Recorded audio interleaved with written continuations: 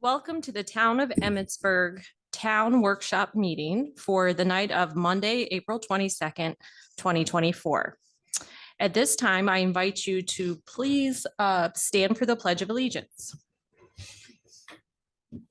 I pledge allegiance to the flag of the United States of America and to the republic for which it stands, one nation, under God, indivisible, with liberty and justice for all.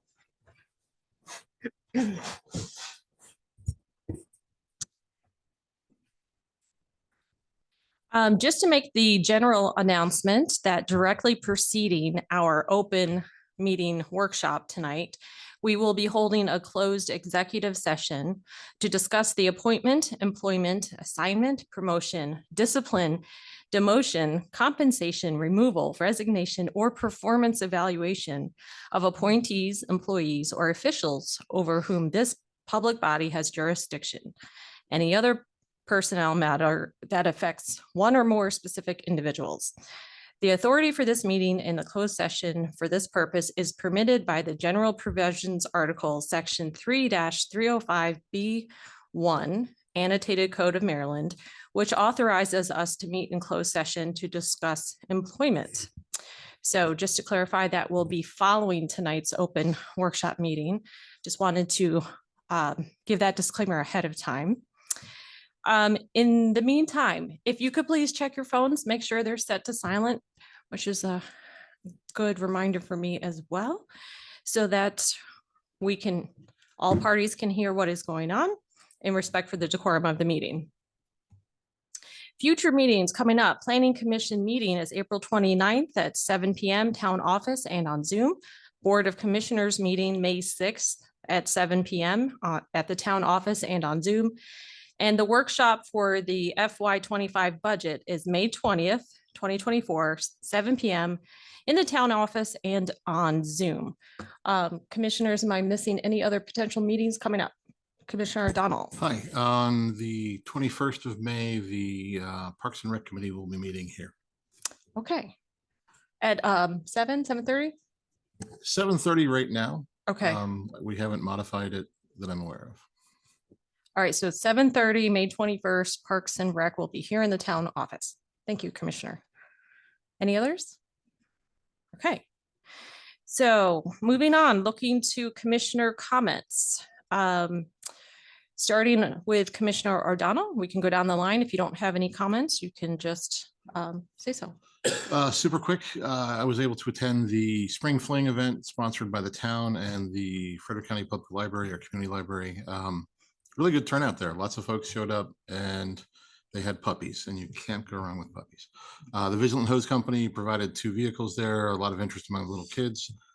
They don't have helmets that fit me, Mr. Davis, but nevertheless, a lot of them were handed out, and the librarians were wearing them in the library the other day too. So a lot of cross promotion. Thank you. Commissioner Turnquist.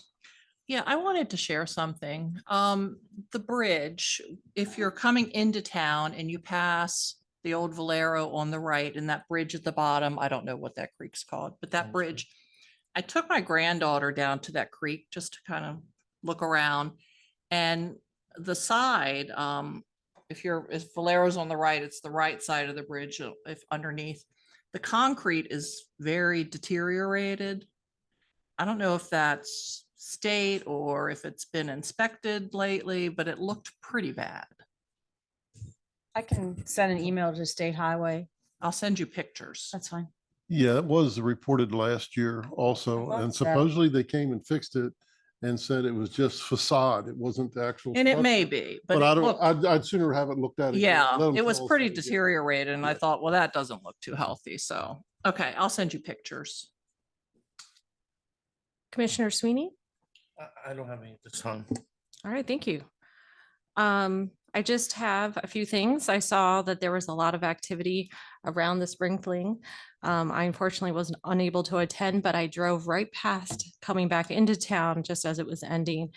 I also, there was a resident concern about the traffic at Route 140 and Tract Road.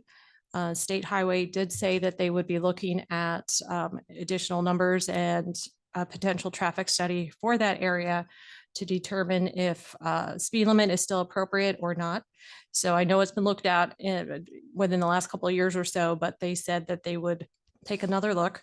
So we thank them for that. And notice that there's a lot of increased traffic with baseball and softball starting back up. So please just watch as you're back in the park area. And that is all.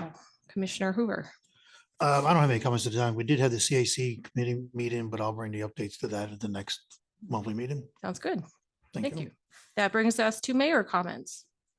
Just a couple quick things. We have, the mayors have a meeting with the county executive Thursday night, so I'm sure there's going to be quite a few items to discuss there. One being the tax increase. And at the same time with the tax increase, our funding coming from the county looks like it's going to get cut. So that doesn't make a whole lot of sense to me. So that's one of the things that I'm going to bring up. And the other thing I want to try to get a stance on the what the county plans on doing with the homeless population. If anybody's been following the news lately, that's at the Supreme Court level today about what we do with homeless people, and we won't be able to remove them from our parks without having a place for them to go. Well, we don't have a place, so I'm sure the county has a plan that we'll be able just to take them and drop them off. And, yeah, you can't do that either. You just can't take them to the next town, which has been the practice in the past. We'd get them from Gettysburg, and they'd eventually make it to Frederick. But that's two things that we're going to have keep a close eye on to see what comes out of that. Thank you. All right, comments went pretty quickly. Moving on to public comments. Do we have public comments for tonight? I didn't see any. No? Okay, then we can move on to agenda items. Looking at agenda item number 1, discussion related to FY23 budget transfers. So our budget transfers are on page 4 and 5 of the agenda.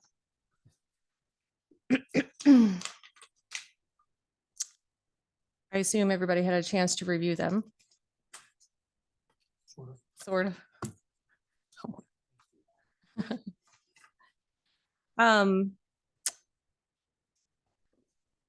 Are there any questions or comments regarding the transfers at this time? The only question I would have, I guess, and I said something to Mayor earlier. So these are FY23 dollars and dollars. So wouldn't that money just normally go to the fund balance? It goes to Fund 2. It can go to Fund 1 in your current budget, fiscal year 25's budget, and it can also go into your capital improvements Fund 2 for our auditors. Right. And normally it would roll over to a fund balance, right? The so-called rainy day fund. It always has gone into, at least as far as long as I've been here, it's always gone into your Fund 2, your capital improvement projects Okay. Is there a fund balance for, in general? Fund balance is for the town. for general fund Well, balance. typically any surplus money is always, my experience anyway, is always, it rolls into the fund balance because surplus operating dollars, Right. not capital expenditures, would roll into the fund balance, and that'd be your overages. Right. I don't have the general fund balance handy right now, but there is a general fund balance. I don't know what it is off the top of my head. It shows up in your cash activity report every month. But as long as I've been here and under Mr. Haller's, as long as I worked for him, it always went into Fund 2, your capital improvement projects. That's how that fund got, or those projects got funded outside of grant funding. Okay. All right. Thank you. Separate question. Yes. Thank you. I'm looking at the last item, and I'm sorry that I didn't ask this before because it didn't pop for me. New position. Are we filling an existing position? Are we actually intending to have a new staffer? This was one that I asked to have put in there, and we have been talking, and you'll see it in next year's budget for a new position here in the office. Actually to work kind of directly for the mayor to handle projects, to handle all the things that we can't get done right now.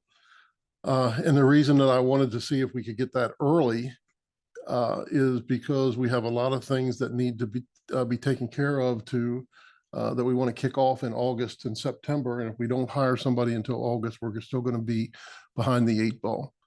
So I can talk more about that position, but right now I have 40 projects for that person to start Sure. working on. And and most of them are things that the commissioners have asked for that we just haven't had time to get to. We don't have staff. Do you feel that this would allow staff to focus more on staff responsibilities?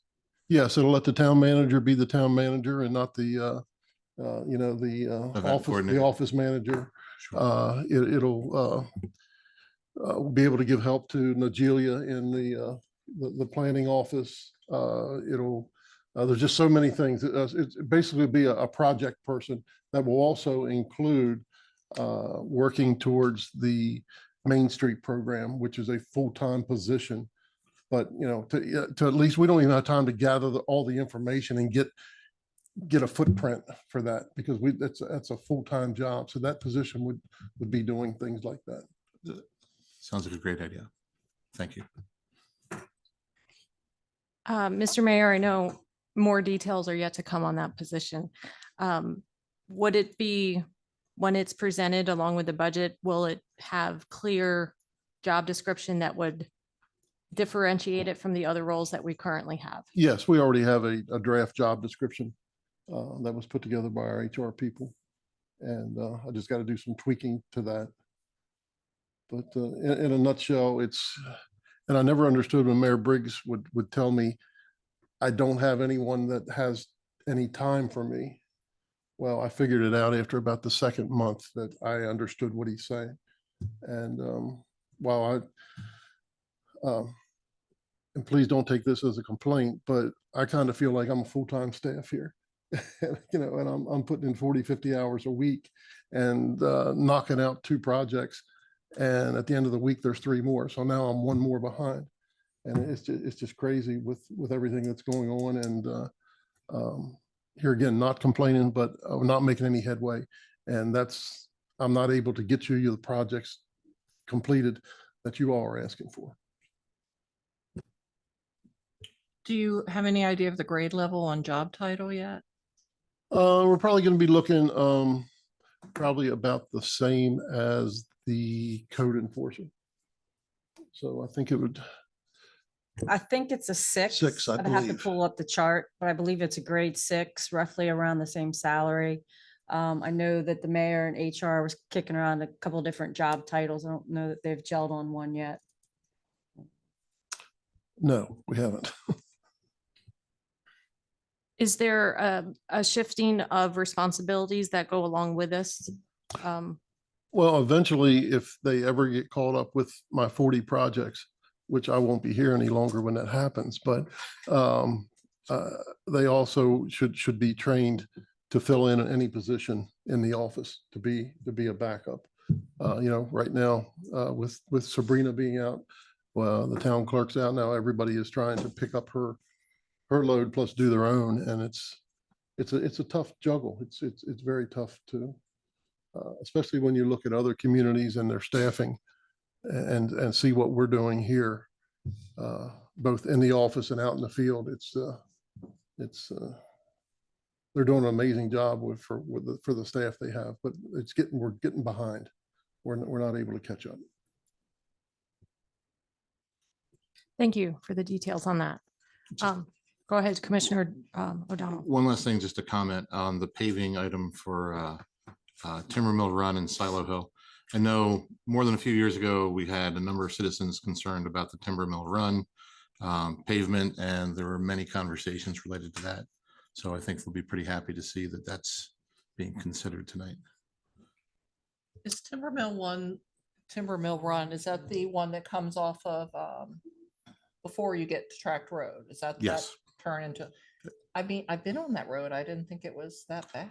There are, I mean, it seems like they It's just put the bad. speed bumps several years ago. I know it's probably been longer. there are sections where if I'm using the term properly, it looks like what, That catering. that asphalt's about 20 years old, actually. Yeah, and it's a 20-year-old road. It's not that, but the worry was that there wasn't enough oil in the original pavement. And there are sections that are just kicking up. So when you go through the curved section down at the base of the hill, you might notice that there are, I don't know how to describe it. It's like a jigsaw puzzle. It's like separating. Separating. Thank Mhm. you. That's probably much better to Okay. describe. But there's an abundance of that. Thank you for that clarification. I know, I think from the last time we talked about repaving, there was like a repaving schedule that we had. Is this in line with the next? So you're getting these two as part of this budget transfer. These are two very large streets that are in desperate need of paving. There'll be 3 other paving projects that are on the schedule for FY 25 that'll be included in your budget, which you guys should be receiving here soon, I hope. There's 3 additional streets. They're smaller streets. Tell you what they are.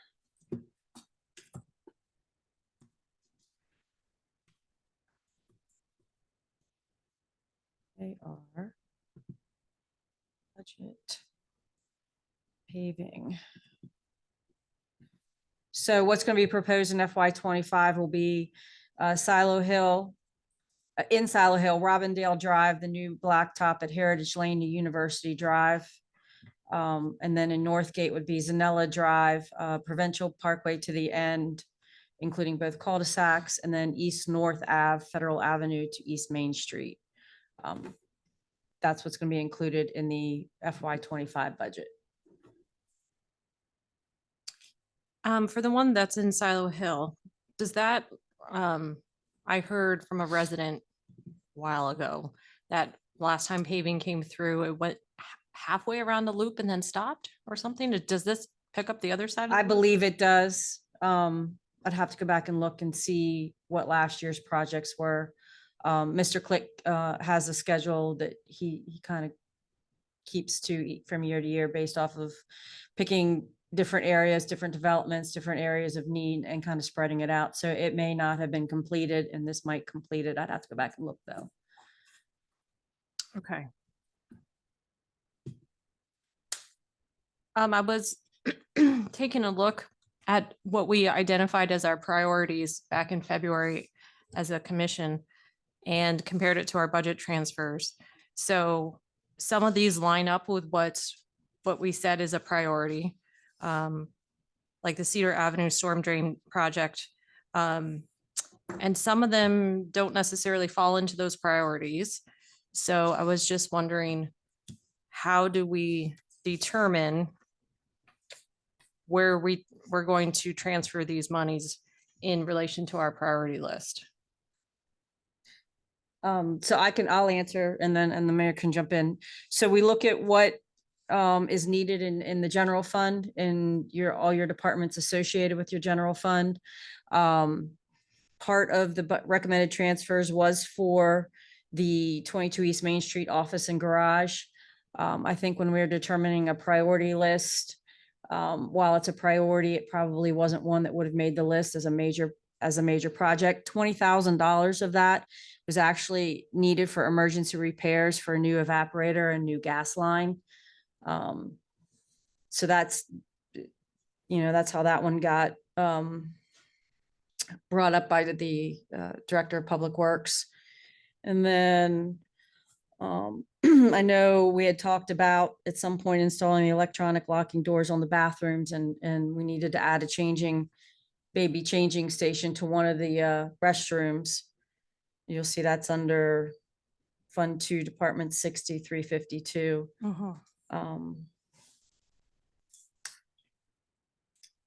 I did remember the conversation about that. And I remember it going back and forth about electronic locks or not electronic locks, and when are the bathrooms open, when are they not open, and things like that.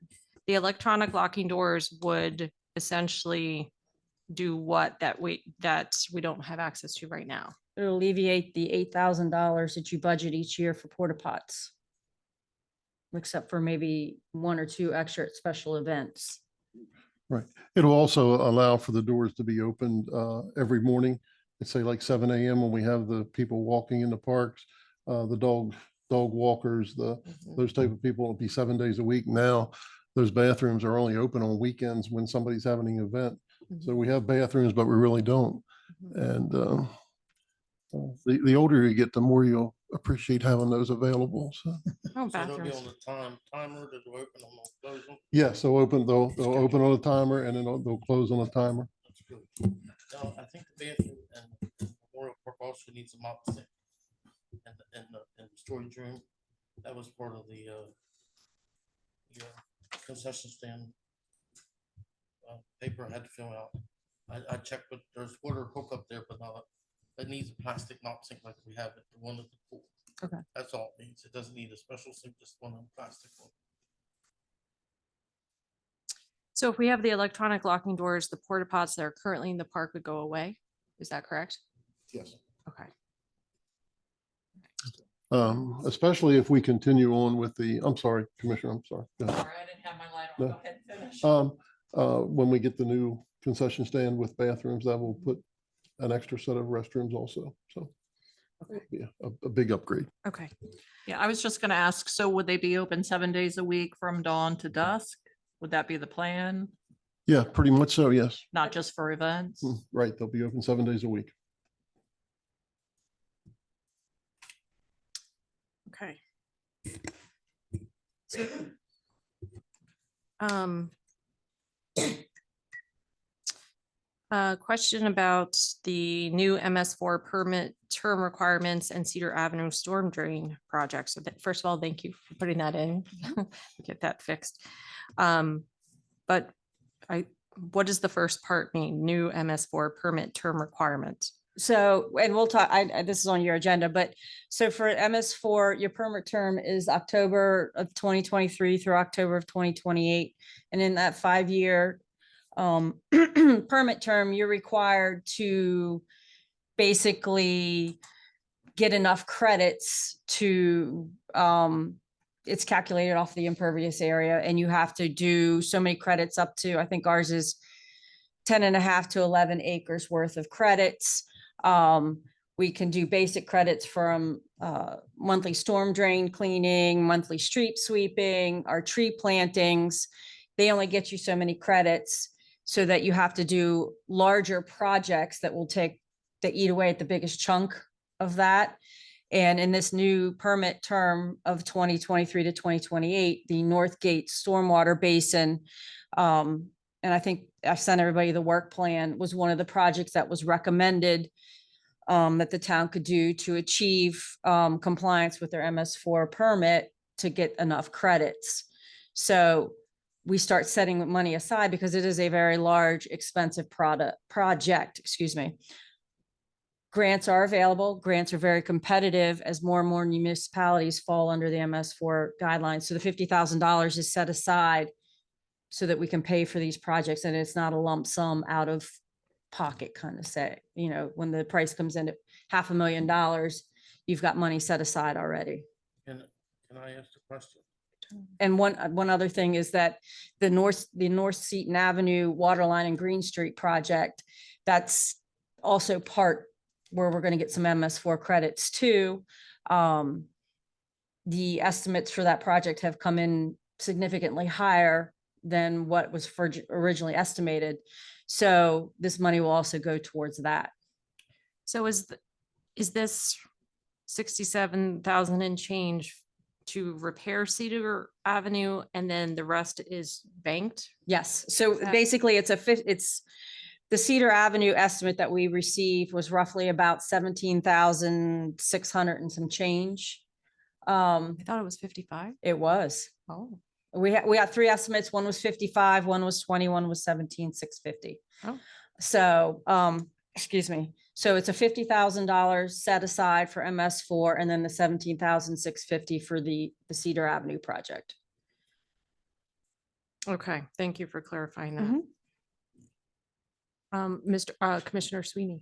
When we have is there a storm drain pond or settlement pond in the Emmett Ridge 2 development? Is there any I mean, because if that goes through, maybe the upgrade can be done for the pond by the developer who does it? So right now, there's Have this, to be. there is some sort of stormwater management I could plan think- that's gonna have to be done at Emmett Ridge too. Right now, all we have is a sketch plan from them. I think there was some kind of settlement pond in the end of it. There's, Can't remember, it's grown up now, probably. yes, if I'm not mistaken, I think we had this conversation a long time ago, so forgive me.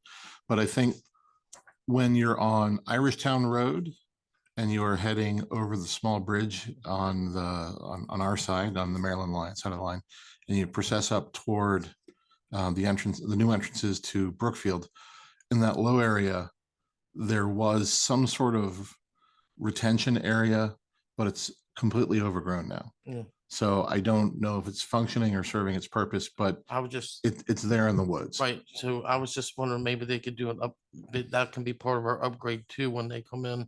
And when they do their settlement, we get points for that also, correct? If they have to upgrade this storm management pond there? I don't think so.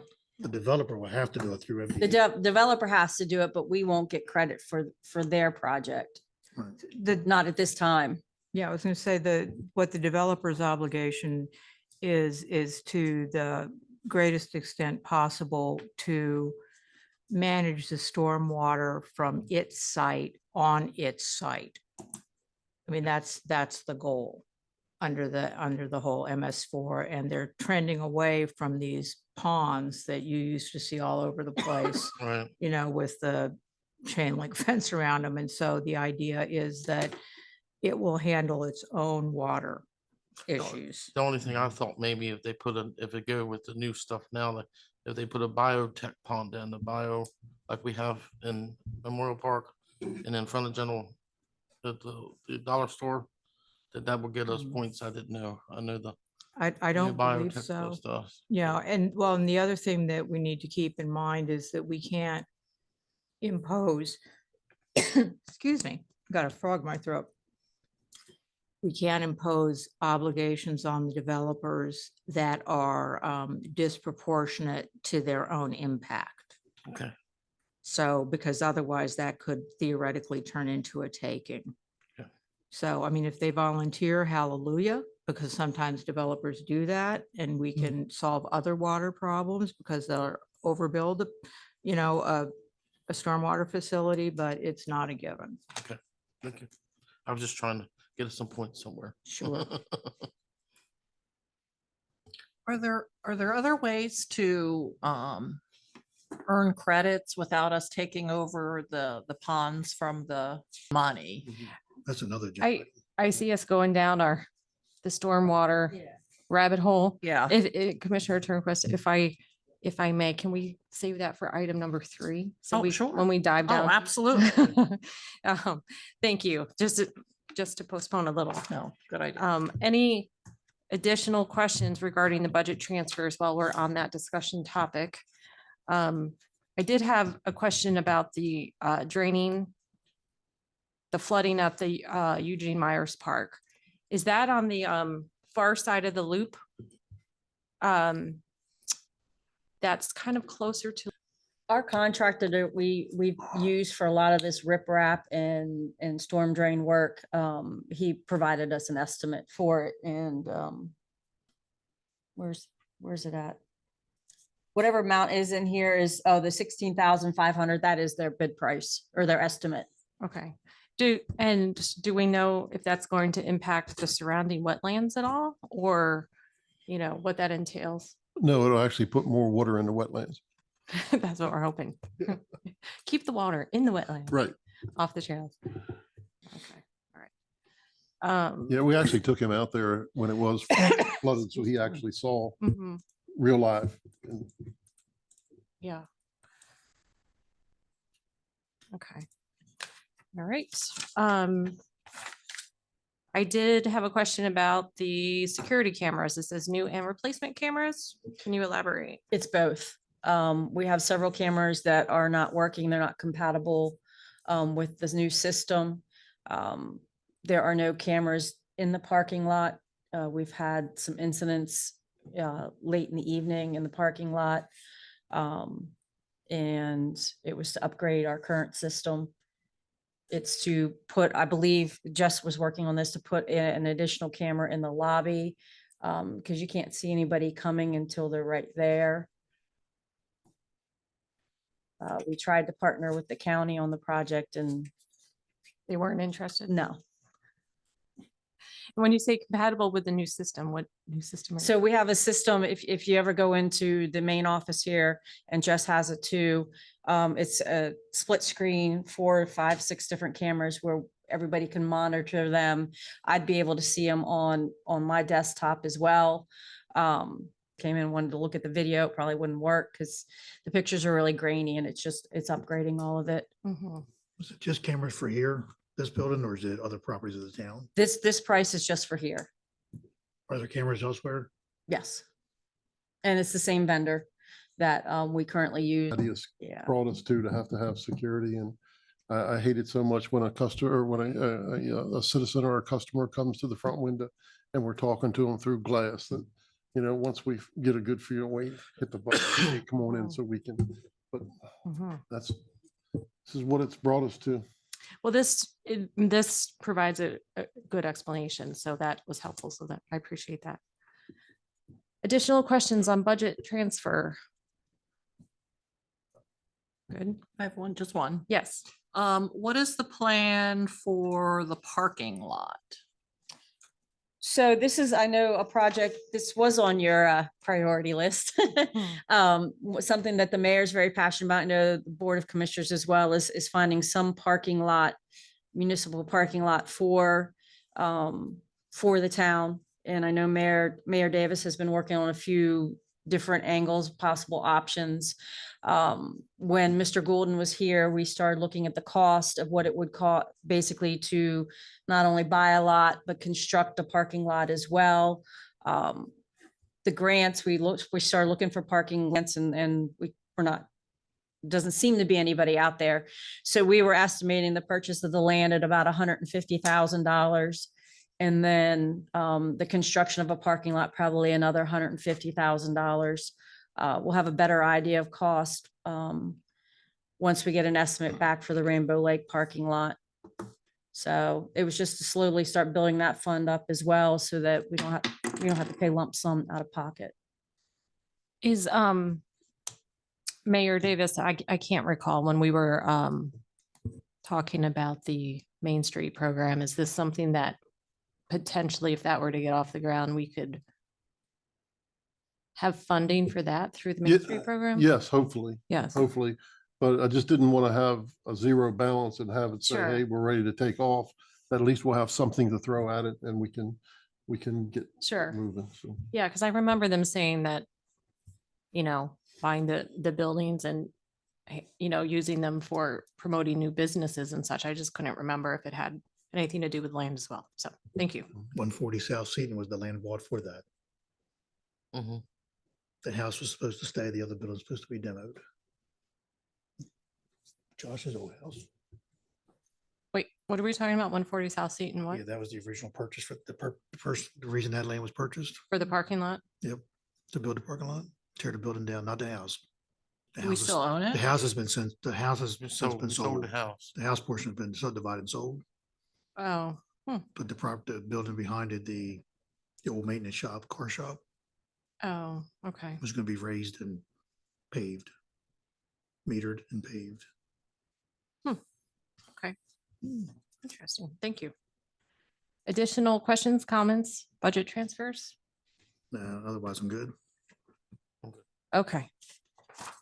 All right, moving on to number 2 agenda item, which is discussion related to the FY 25 water rates. Oh, it does say presentation at the town meeting. I don't have anything. Oh, okay. I know we did bring along Mayor Davis's PowerPoint from the last workshop, but I don't really have anything to present. Okay. All right. Does somebody want to start us off?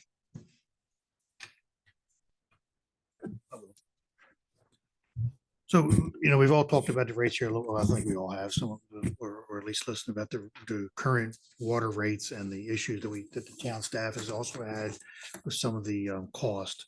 And the 36%, from my opinion anyway, the 36% of our 5-year period, 5 consecutive years, it's just astronomical and going to be more and more and more and more difficult for people to really truly be able to afford it. And I know the town has experienced some of the probably somewhat larger users difficulties in some of the costs. But as I went through one of the charts that I've got here is the 36%, just it's all over the place. I don't know where some of the numbers come up from. When I looked at it several months ago, a year ago, I'd really looked at the very base rate, 3/4 of an inch at the $35 base rate. But looked at that 36%. I didn't go down through all the different steps in each one of the calculations of 6,000, 10,000, 10,000 to 20, 20 to 100, and so on. All that I didn't measure that to see what a cost would really be. As I said before in the meeting, I would, if nothing else, I'd like to see the previous ordinance at least amended or changed, or another ordinance or whatever created to where to make another raise, to not have allow not allow it to be raised automatically without a vote. Each year have the commissioners take a vote on what the increase will be annually and prepare it from there and have an understanding of what it is. So, and I looked at the report, I don't have it with me. I looked at the report that was used to create the increase, create the increase. When I looked at that report, there's nothing in there about it being 36 cents. And I know it was talked about a little bit more, and it was going back and forth during that town meeting a year or more ago now. And the 36% came up during that meeting period was voted on. I would like to see a more realistic number. I don't have an actual number. I don't want to just pick a number out of the air. Based on some of these numbers, it just seems like they're just way out, and folks are not going to be able to afford their water bills within the next year or two. So I can speak to a little bit of the history behind the water rate increase if you'd like. I didn't mean to interrupt you, but I would. whenever you're ready, I'm I happy would in a to. minute though. So, I mean, my concern really is just comes down to dollars and cents. It's just that, what's practical for people to pay. I understand the town's bind and being in a bind with financials to some degree. The town has seen two cycles of billing, I think, right? Is that right? 3 cycles, I guess, July to now. Yeah. 3 cycles of billing, have somewhat of a understanding. I think originally we thought, Mayor Davis thought it was the first cycle. I think we got like $60,000 additional, if I remember right, but somewhere around there. But either way, it's just, I'd like for the numbers to be relooked at prior to another increase, and for us to sit down and go through that and get some numbers when we look at the bottom numbers of what they're going to be and how they're going to affect some of the business. I mean, some of the larger users, we only have a couple of very, very large users. But some of the larger users, it's just, if they have a 2-inch meter, and I didn't look at this before, but 2 inches is $100. It's now $253, just the base rate. So regardless of how much water, that's using 6,000 gallons or less at a 2-inch meter, which we know they're not going to use. But it's just the rates that are just there right now, just I think need to be reviewed, reevaluated, and reconsidered. That's kind of my So Commissioner take. Hoover, I'm hearing two different, to correct me if I'm wrong, I'm hearing 2 different things that you would like to see. One, a change to the ordinance so that it must be voted on every year. absolutely. And then 2, you would like to see a more realistic rate come back. I'm saying realistic. Maybe that's not the right word, but I think yes, I would don't like know to that see- you said that. I said that. I'm I like, sorry. but I would like to see it be reviewed again, look at the numbers and understand, I know I don't know how many there has been. I know there's been a couple of folks that come to the town office, and staff and the mayor have looked at it and been able to change or edit some meter sizes and changing them on paper is fine, but it's just, you know, if that's truly the size meter they have, then that's the size meter they have. I know we have some things in place. If it's related to a sprinkler, we eliminate the sprinkler portion. And what is that? What would that building normally have? That would come from the plumbing permit, but I just, I just think we need to seriously look at the rates across the board, how they affect and how they go, and do it annually, year after year, and go from there. Yeah, every one that we've reduced, we did it according to ordinance that probably went into effect back when you were probably mayor.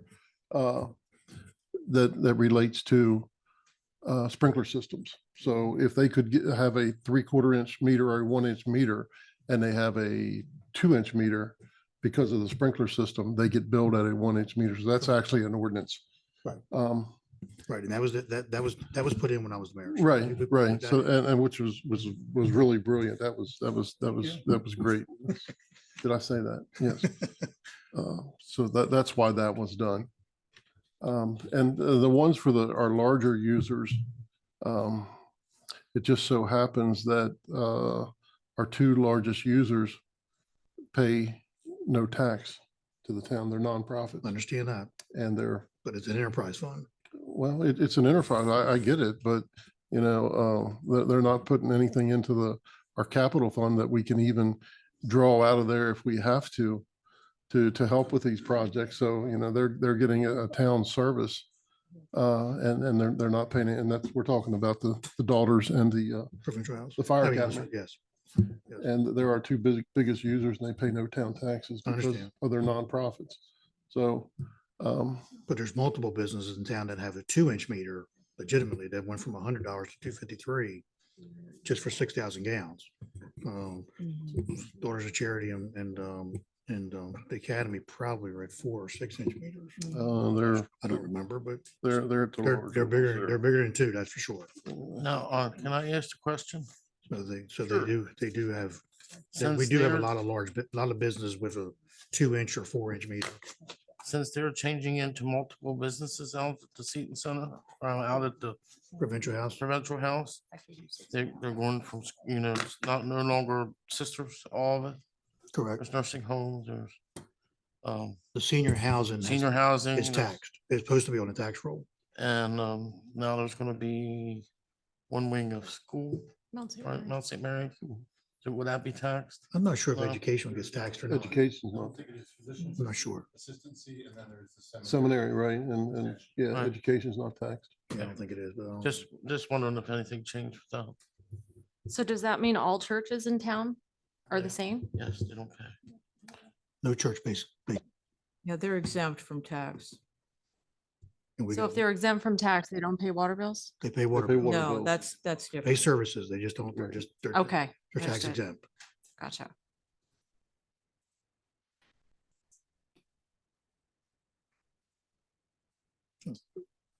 Okay, That's what I'm asking for anyway, either way, just to have a review of the fees and go from there. Mhm. Any other thoughts, questions? Just about the qualification for USDA loans with the reserve. Mhm. I thought that's part of what we've been moving toward, to make ourselves, or to continue being eligible for USDA loans for certain things, like, for example, the water line replacement coming from the mountain. And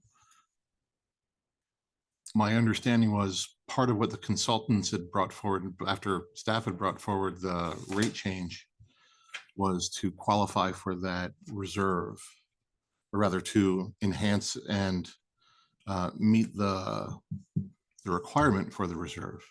They're bonding requirements Correct. that relate to the, the adequacy of funding within the town or its water users. And the dilemma that the town has found itself in is based on, 18 years of not raising water rates. And if you look at the actual cost impact per user, it's pretty limited. It ranges between $12.50 a quarter to 14 some and change a quarter for most of the town's residential users. And you run the risk of not qualifying for USDA grant-funded and supported projects if you don't take material steps. And the analysis done by the consultants, was very thorough. And there was a lot of, pain and agony, and it may be possible after a couple years of, bringing things back up to where they should have been, that the rate maybe could be decreased after the first 2 years, for example, just to get you closer. I will tell you, other municipalities are dealing with this project or this problem. I mean, Walkersville just assessed a $100 per user fee because it's in serious trouble with its own water, water budget and its recovery of the expenses. And that will be in addition to fee increases. So you're certainly not alone, and somebody needs to, I would suggest, bite the bullet. The town already spent the money on the study. And really the question for you as the board is, how are you going to get there without an increase? I'm not And- saying that an increase of some sort is not necessary, and I agree with that. I don't know what the number is now or even last year. I'm just saying that 5 consecutive years at 36%, I don't agree with. But also, you're right, they done a study. It was very intense. And it's But that- actually the 36% but that ain't what we voted on. less No. than what the Absolutely consultants not. Absolutely recommended. not. No, not. Yeah, it No, it's is. not. Because they recommended 3 years at 44%. Right. They had a year or two in there, 40%, 42, whatever it was, Mhm. but there was no 5 years of 36%. Well, actually, their initial one was 100, No, was it 100% or 120% increase the first year? It was something over 10 years. It Yeah, was it was increases for the huge. next 10 years. So I'm not. I thought the first one was to do it all at once in 1 year. That's the one I remembered. And we said there we was couldn't different do it. scenario, there's like 3 or 4 different scenarios that were in that study. But I think when Um, you add it up and look at how it compounds over 5 Mhm. years, it is more than what was originally proposed. If you were to put it into a spreadsheet and do the math. Well, So you have the time value of money also and normal inflationary pressures. So if you look at the CPI, the way they did this, what the town did was a compromise. Because they certainly, the board at the time was sensitive to the fact that this was going to be, a whack over the head, and 36% sounds like a lot, but when you look at the individual homeowners and you're looking at a net increase of somewhere between, $40 and $80 a year, if you're already a homeowner, Mhm, one would hope that that's something that could be budgeted for. mhm. Have you had any residents complain to you about water rates yet, Ms. Powell? No, I Okay, don't typically So hear those on things. the board, we're the ones who've received those letters and those complaints from Sure. businesses. So we do have a different perspective than No, what I- you might be framing it as right now. No, So I- that's our due diligence too, is trying to find the line between Mhm. keeping the town in the black and not running our businesses and our residents out of town. I did have one business owner that emailed me and said, this is how much my bill went up. And if it continues like this for the next 5 years, I can't stay here. Mhm. So we've all said as a board, we value businesses coming to town. Sure. And it's like a catch-22 because we need water. We also need businesses. We also need growth. We need, but at the same time, do these increases run out our residents and our businesses? It's possible. We've had people come forward on a fixed income who said, if I chart this out over the next 5 years, I'm going to have to move. And that is a realistic concern of our residents and our businesses. So yes, we can look at the minimum all we want and say what the average is, but the fact is we are pricing some people out of Emmitsburg if we were to continue on this course for 5 years.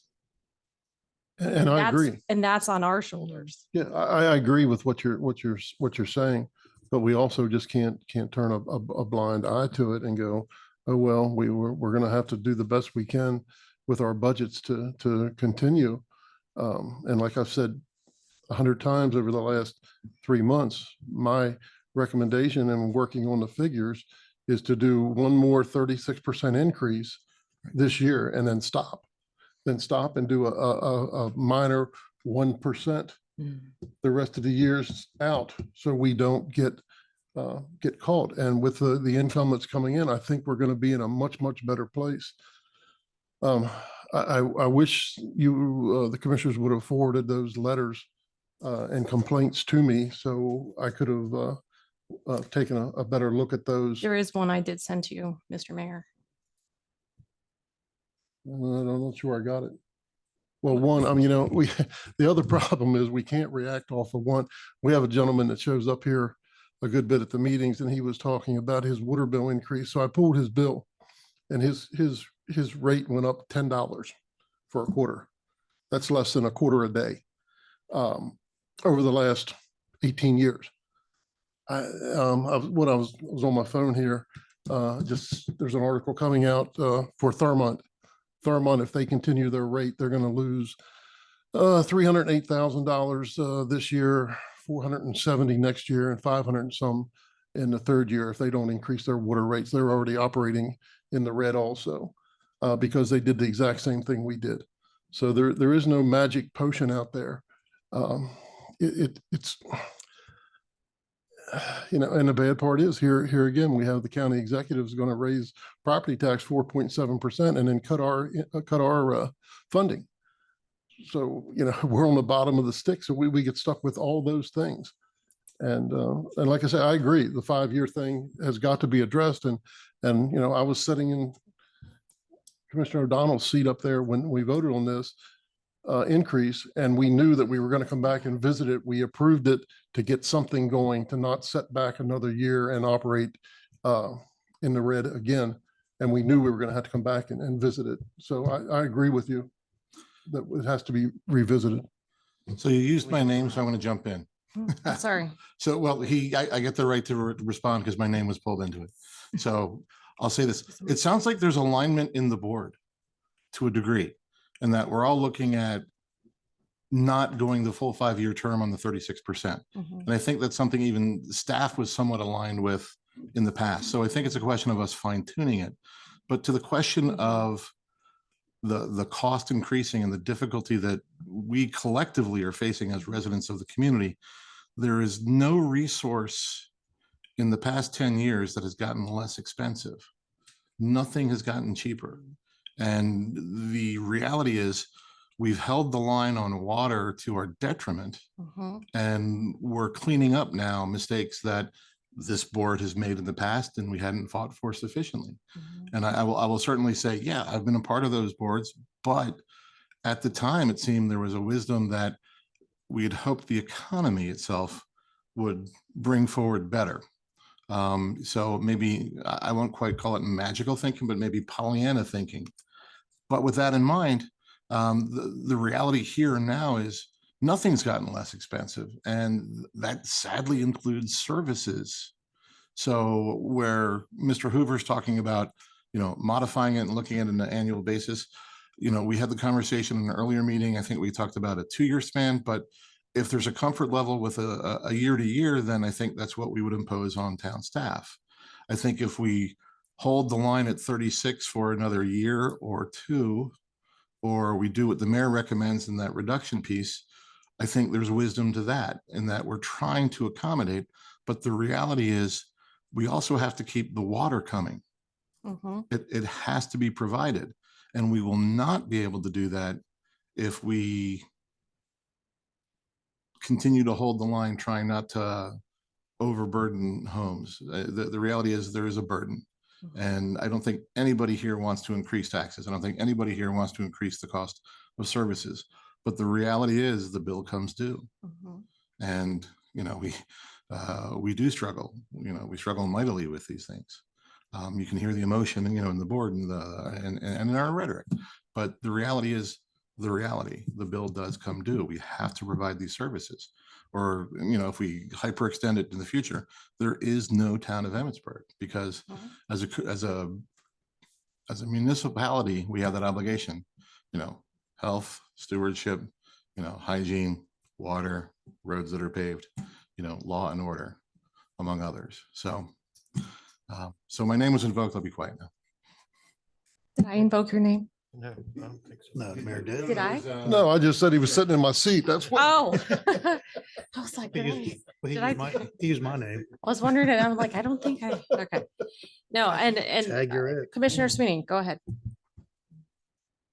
We did this because we got future water projects we're gonna have to do. Mm-hmm, And in order to borrow the money, we have to show that the water pays for itself. mm-hmm. So we are going to have to replace the line from the water plant down to town. That's a must. The 16-inch line or 10-inch line or whatever we have up there has to be replaced. So we gotta have money put back for that. We can't just pay for it or borrow it all. We have to show that we can borrow the money and be able to pay our bills back. So I don't know. I'm for doing another quarter or 36, and I don't mind bringing it back down, but I don't think we should bring it down to 1%. I think maybe 5. And see how that does, you know, for a year.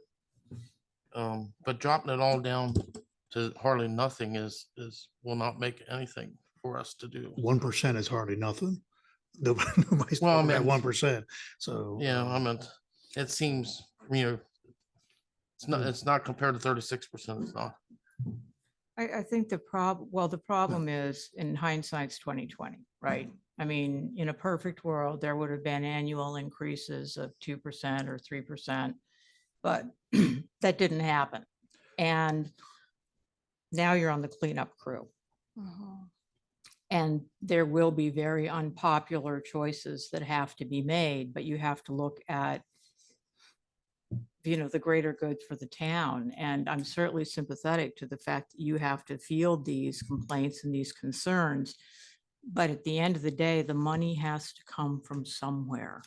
Understood. Yeah. I understand that. Yeah. And I think we're all saying the same thing. I know Commissioner O'Donnell, when you were saying, you know, perhaps we look at 2 years of 36% and then we reevaluate. I think that's essentially what Commissioner Hoover is asking for. Is in the sense that, you didn't let me finish, that by voting each year, we come back to this and we see where are we trending now? And that was one thing I had asked at a previous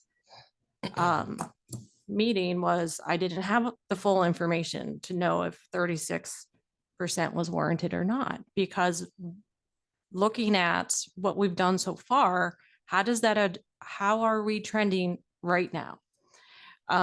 Just like that's something I would imagine we would look at those numbers next year after if we were to do a second year of 36%. Because I think originally when this was passed, everybody on the board thought that 5 years of 36% was needed to get to that 90-day reserve. So the fact that we're entertaining dropping it down after 2 years is the same concept of, okay, well, how are we trending after year 2 that would allow us to drop it down? So one of the big one of the big factors that's been a plus in, you know, look, I've worked really, really hard on the budget for FY25. So I've looked at these numbers every which way. One of the big factors for your water fund and your sewer fund is your interest. You know, if all stays the same and we keep our CDs and reinvest our CDs, you're looking at almost an additional $100,000 in your water fund on interest rates. And that's not something you can count on year after year. So that's one of the reasons why, you know, we had a boost in interest in FY23. We're going to have a boost of interest in FY24. So that's part of what's helping this along a little bit. Right. And, you know, Plus we put some money. and then you added the 300,000 from ARPA, which was a Right. one-time thing as well. So those little things have helped out. And I think that's given us a little bit more hope with looking at the numbers that this 36%, while I agree with the mayor, I think a solid 2 years of 36% and then look at a reduction. just So- looking at the numbers. So I think that's what, I don't want to speak for Commissioner Hoover. Commissioner Hoover. Don't I want to. think we are all trying to say the same thing. Is that the 36% for 5 consecutive years? I think everybody's trying to say the same thing. Seems to be a bit too much. Hindsight's 20/20. You know, in 5 years from now, we're no more hindsight. But you know, and I'll be honest with you, I have not had phone calls, and I've had conversations, but I've not had, you know, people beating down my door, calling my house and raising Cain. What I say here, you know, but I'm looking at it from that, you know, I have talked to some folks, some I've instigated, and some that I have not, but I'm just looking at it for myself, and I just think that, you know, the numbers, they need to be adjusted, is what I think, and I like the fact, you know, what you're saying is 36% for 2 years, but I guess I would say, you know, I'm not looking, you know, I don't have all the information to be able to do the math, to be able to say, oh, no, that's the wrong number, here's the right number. I don't have that. But, you know, to throw something out there, you know, I would say, well, I'd rather see that get cut and do it for 2 consecutive years of whatever, 18 and 18 or whatever, but to kind of ease this burden a little bit. I'm looking at more, and I'm not looking at year 1 and 2 so much, because year 1 and 2 are reasonably manageable for most people, if not all. It really matters when you get into this year 5. You know, and like, again, I always keep looking at the top one, because it's the, I guess you call it the worst case scenario. Somebody that uses almost no water, 6,000 gallons or less, with a 3/4 inch line, so that's a residential unit. Probably, you know, senior citizen or a single person or 1 or 2 people living in the house, 6,000 gallons certainly is not a lot of water. But in year 5, that $35 that was in 23 would then be at 163, just for 6,000 gallons of water in a 6-month period, in a 3-month period. And that's the one I'm really looking at to say, you know, I mean, the other ones should just get worse from there.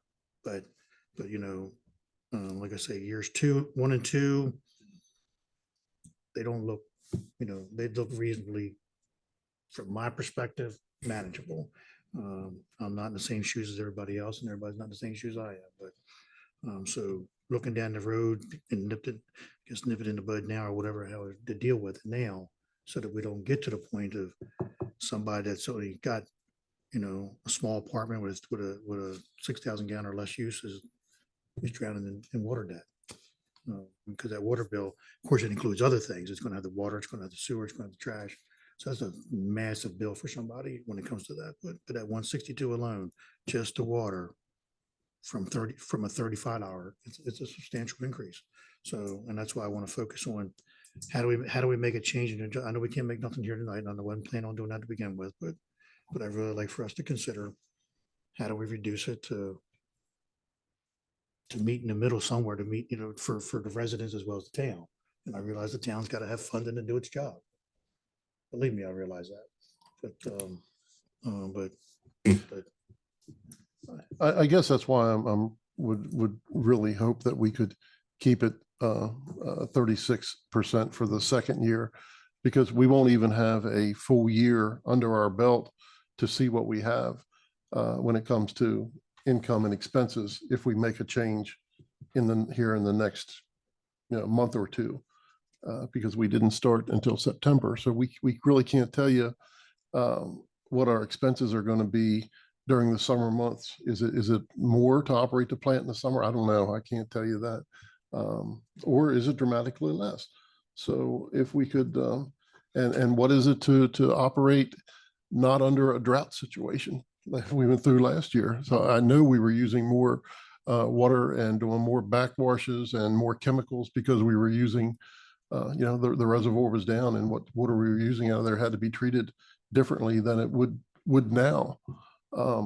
So I guess that's why would really hope that we could get through another 36% cycle, and then next year make the change. That way we have a full year plus under our belt, and we can see where we are with the fund.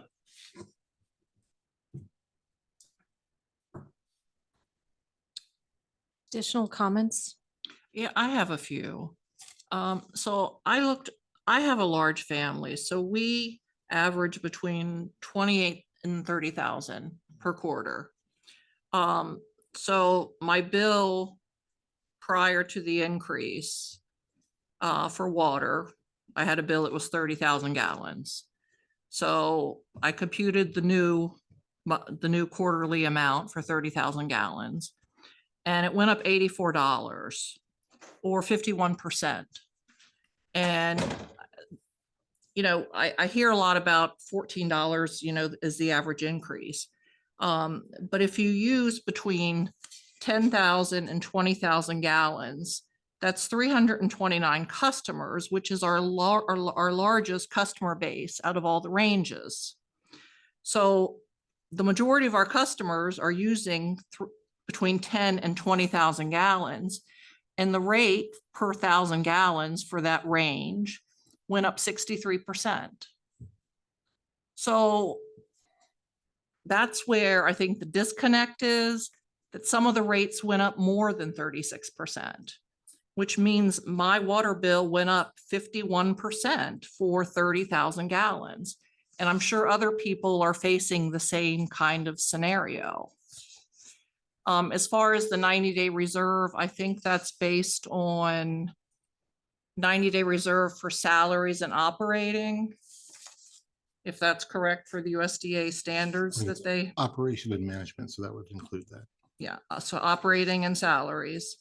Our estimated income for this year, for the first year based on the increases, is 202,000, which meets that 90-day reserve. Now, of course, we should have more money than just the minimum 90-day reserve. It would be great to have 6-month reserve. But I think we should look at our tap fees. You know, we have a $5 maintenance fee. We could think about increasing the maintenance fee. But if my rate has already gone up 51% per quarter, adding another 36% on top of that is going to be hard to swallow for a lot of people. Unfortunately, Commissioner, I think that would go with almost any utility or even your grocery bill. Your grocery bill is going to be much higher than Mrs. Smith that lives at the end of the street, who is just feeding herself. So I'm sure your electric bill is going to be much more than Mrs. Smith's, you know, and right on down the line. So it's kind of hard to compare apples to oranges. You know, if you're using more of the product and you need more milk than Mrs. Smith, it's going to be, your grocery bill is going to be more. We have the most users in the 10,000 to 20,000 range. And for those gallons, it went up 63%. I think the problem is it's not 36% across the board. And I think that's why so many people are complaining, you know, about especially the larger meters. I mean, their rates went up considerably. Yeah, it's surprising me that I'm hearing about the number of people that are complaining, because I had no complaints except for the people with sprinkler systems that we adjusted their bills properly. I've heard from a pool owner. I've heard from someone who has a pool in their backyard, and I've heard from one other person. Yeah, so that's what's surprising me, because I'm not hearing it, and I'm out on the street more than anybody. As I said, I didn't. I'm just not hearing it. I just. Yeah, so I'm not. are you citing 10,000 gallons and above? Is that what you're citing? From 10,000 to 20,000 gallons, the Okay. rate went from $4.50 per 1,000 gallons to $7.34. No, you were saying the majority of our users are what, 10,000 gallons and 10,000, above? 20,000, it says 329 customers. Right. Which is the largest out of all the numbers of customers in each water category. I fall into the 20,000 to 100,000 gallon. Right. So from 20 to 30,000 gallons, I'm paying an increase of 52%. So there's 80 customers that use between 20,000 and 30,000 gallons. There's 23 that use 329 for 10 to 20,000. 20 to 30,000 is 80. Yeah, I jumped past yours. There's 23 at above 30,000, there's 7 at above 50, there's 7 above 70, and there's 5 over 100,000. You only have 12 users in the 2-inch that are 2-inch customers. You only have 4 that are 1.5 inch, and you only have 4 that are 1-inch meters. I can't do all the right. calculations But for right the now. 3/4 inch meter, the majority of our customers are in the 10 to 20,000 range. No. It says 329 customers. It's 10, Yeah, 18, the carry math one. doesn't work that way. You've got basically 580 customers who use 10,000 gallons or less. Mhm. And the number of customers that use 10 to 20 is 329. Right, but So I would on our, say, on our chart, it's 0 to 6,000 gallons because that's the first cutoff. Right. 299 customers. The next range is 6,000 to 10,000 at 281 customers. The next range is 10,000 to 20,000, and that's Right. 329 customers. Mhm. So it's the highest number of customers in the 10,000 to $20,000 gallon range. And the 10,000 to 20,000 gallon range went up 63%. It's all in the ordinance. But over half of your users use under 10,000 gallons. That's where, so if you're looking at the rates, that's how the consultant set them based off of you're gonna look at your largest group of people use under 10,000 gallons. And so that's the rate that was set. And then apparently it went up from there. But I can break down these numbers however anybody wants to see them. Well, I mean, wait I for think the some. point is that a lot of the rates were more than 36% initially. Right, the first year. Our sewer rate, if you have a 2-inch meter, it went up 255%. I mean, all the rates are in the ordinance. If you just do the math. 12 people. So bringing it back to the original request from Commissioner Hoover wanting to vote on it annually will give us a chance to review the numbers and make sure we're on track. So if we are looking at 36% for year 2, can we see, I know we don't have a full year yet. No. I know that. But I think what we're trying to do, I think the request is, can we see numbers so that it justifies the 36% for the year 2? And how have the changes that we've made impacted that trajectory that we're on right now? 6 months of data. Yeah, it's not enough. So the third quarter water bills aren't even due yet. So right now you only have 6 months. Correct. 6 months. I mean, I can look at the numbers, but 6 months isn't going to tell you anything because water is more expensive to treat in the summer. It's much more expensive. Keep that in mind. Water, summer, terrible. Sewer, cold, terrible. That's how I've always remembered it. So there's numbers, but it's not going to tell you what you need to know because it's all variable. People use more water in the summer, spring, less in the winter. So we've got basically fall and 1/4 of fall and then 1/4 of winter. Right. It's not going to tell you what you want. I mean, I just don't think it's going to be what you want it to be or not what you want it to be. It's not enough data. I understand. And then, A couple of quarters. and I'll throw something else at everybody. Your draft budget was coming out this week and those numbers are based off of the current rates that were approved and the expenses and all of that. So my recommendation would be to take a look at the budget and see where you're at with this increase and see where your bottom line will be. Because 6 months isn't going to be enough.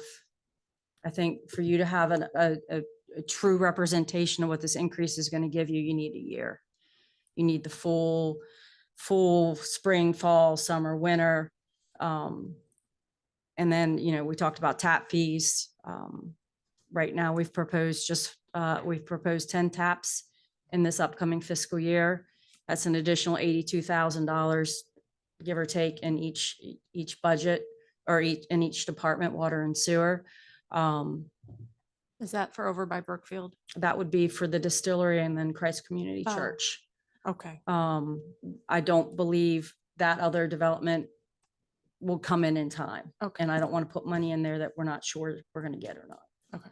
Um, I just remember 10 houses, I think maybe. yeah, I don't know where he's at with that. Yes. And also Emmett Ridge too, you know, in the future. Oh, that's the one I was If talking you about. can throw 49 new tap fees, that makes a big difference in the budget. So there's more calculations that go into it other than just our water rates that we charge quarterly. Correct. So hopefully maybe we'll get a little spurt of some sort of growth, either commercial or residential, and that'll play a big part. Well, I also want to see us look at his tap fees. I don't think, I mean, right now, they don't cover the cost of what it takes to bring on that service. Yeah. They're definitely below the cost to bring on that service.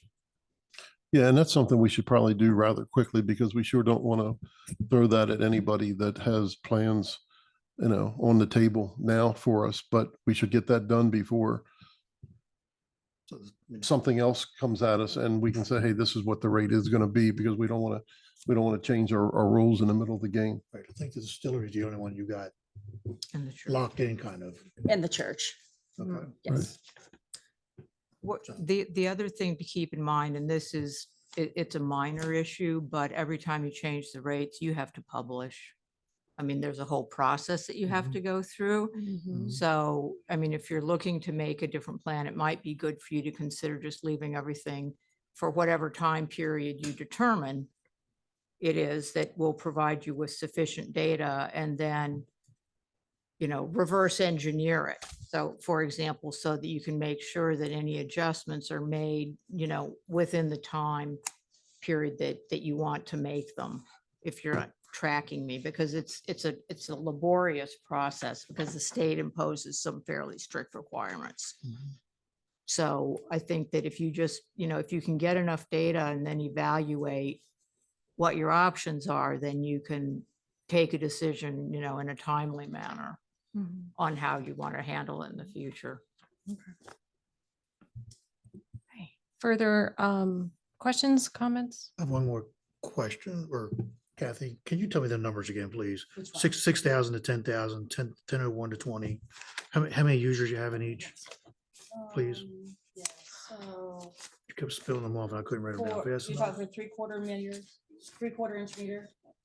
Residential. Yeah, that'll work. Yeah, so total, you have 1,031 customers there at the 3/4 inch meter. 1,031. Uh-huh. And then from 0 to 6,000 is 299 customers. He's got Oh, you got it? I got it. Okay, you got it. Came prepared. You've been hiding. Mm, buddy. Is it mine now? That's yours. Thank you. Give me something else to bug you about. All right, thank you. You're Thanks, Kathy. So then, based on what you just said, and based on what Leslie just said, I would be okay if we hold off until we wait till we get the 4-quarter billing. We come back July, August, September, whenever, and then look at it, because then the commission would still be able to make the change if they want to make a change mid-season if they wanted to, but typically does not what's done, but you could. So you got to give them some more numbers and then kind of go from there. So if we have something, How does Ironclad could be- Miss Willetts plan the budget? as of right now, she would plan it just like she just said she did. With For the whole with the year. approved current rate, Mhm. the current rate approved. And then if we look at that come, let's say, August, September of next, So the next, or so, this year rather, right, then you could say, where do we want to go and advertise it to where you could do it mid-season, or you could say. Or you could Damon tag it Mary, off, right. so that Kathy would know how to do the next budget, Either way, you know, so that you would have the opportunity to review the data. And so that then in the next fiscal years, in the 26 fiscal year budget, she would have sufficient time to make whatever the requisite adjustments are.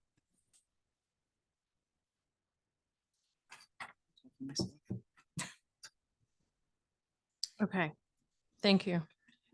except for, I don't want to do that with the taps. No, the taps, we should move on that rather quickly. Yes.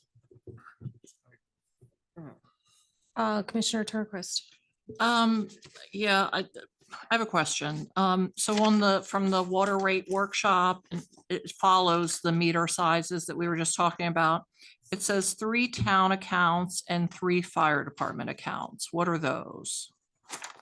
3 town accounts. I don't have my spreadsheet in front of it. It could be the water plant, it could be the sewer plant, it could be the pump station, it could be Headworks building. The town has, I think, 22 East Main. 22 East Main. Yeah, any building that the town has water, but the 3 town accounts under the 2-inch meter. And then 3 fire department accounts. You have 3, correct? Mhm. Here on Main Street, and then 2 out at Creamery Road. Yeah, there are 2 meters on Main Street. 2 meters on Main Street, Yeah. 1 out at Creamery Road, the activities. Okay, and the 3. I'm and terribly those- sorry. It's okay. I did not have my microphone on. Oh, You guys hear me? so the 6 town accounts, they don't pay any water and sewer? Well, I'm sorry, the 6 accounts, 3 town and 3 fire department, they don't pay any water and sewer? Correct. And what about for this building? Is that paid by the county? Yes, ma'am. Yes, So the county sends a check to Emmitsburg for the water used in this building, yes, and then that goes into the water and sewer funds? correct. So there's no ledger adjustment then for 22 East Main or the other, whatever they are, parks or? No. Kim, how do you handle the fire, Sure. the 3 gratis accounts? Right. So there's a line item in your budget called donations. And again, I want to make it clear that that wasn't done this year. That has been that way for 50 years. So, what I think back when it was changed, I had to ask some of the, believe it or not, there are older people than me there at the firehouse. But they said that we were actually getting billed to go fight a fire, to use water. We cha- So that's I why I remember changing that. that's why We that changed was that. changed. And how did you say it works, Kim? I'm sorry, I didn't hear.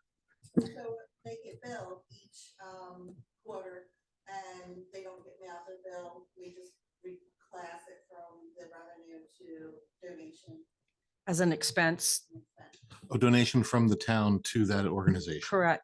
Donation. In expense. your budget in underwater and sewer, there's 2 separate line items and each are for donations. Yeah, that was created about the time that we done the stormwater funds, the enterprise funds. And the fire department, they do recognize that, that's why they have never came to the town and asked for more funding. The surrounding communities get somewhere between $75,000 and $100,000 from the towns towards the fire departments. And if you see in our budget, we give $6,000. So that's why they get $6,000 plus water and sewer. Right. What the town does, or are you talking about from the fire department? No, end? the town gives the fire department $6,000 plus water and sewer, to where surrounding communities are giving, surrounding towns are giving their fire department somewhere between $75,000 and $100,000 a year. And then building them stormwater. I don't know about that, but I think that's standard across most towns, that it's gratis for water and sewer. Yeah. That would make sense. I think that's standard practice. Okay, that was it. Thank you. Are we good to move on to agenda item number 3? Anybody have anything else for agenda item number 2? Okay, moving on to agenda item number 3, discussion related to stormwater management. And it has a little nutshell blurb down there in your agenda. I'm sure you have seen this. Where would you like?